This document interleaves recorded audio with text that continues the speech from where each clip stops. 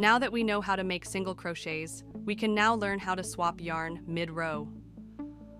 We will first watch a demonstration of how to do a single crochet yarn swap, and then we will break it down and continue our swatch of single crochets, but with a different yarn together. As you can see, we have already created a few stitches in our original yarn on this row. On the last stitch with the original yarn, we will pull the loop out slightly more than we normally would and remove the hook. We will then take the hook and put it back through the last stitch's loops.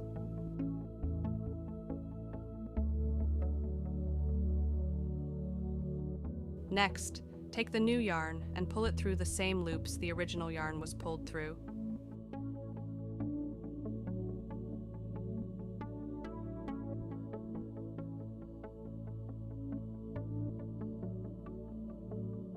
Then, we will pull the tail of the original yarn out of the loops so only the new yarn remains.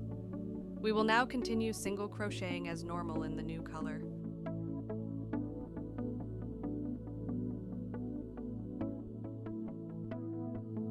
Hey there, I see you have mastered single crochets and are ready to start swapping yarn mid-row. You have been doing so well, and I know you'll be able to master this as well.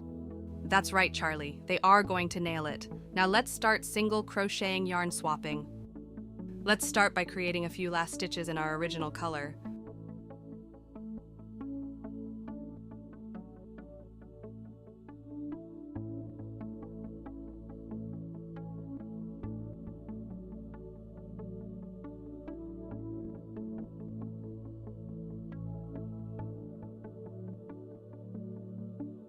On the last stitch, pull the loop out more than you normally would and remove the crochet hook from the loop. Take the hook and put it through the 2 loops of the last stitch.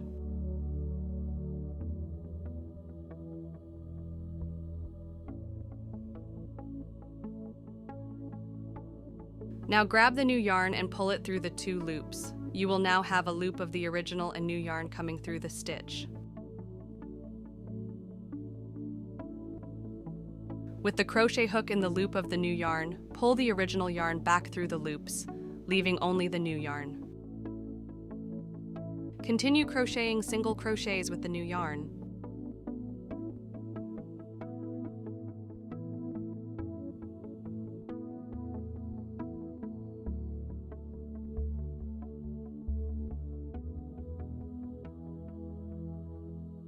As you can see, we are now continuing down the row, just like we were with the original yarn.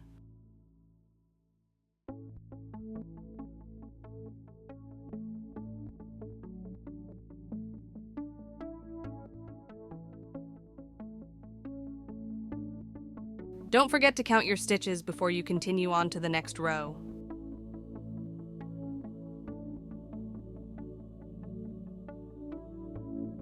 And there you have it. You are now able to yarn swap a single crochet. Hey!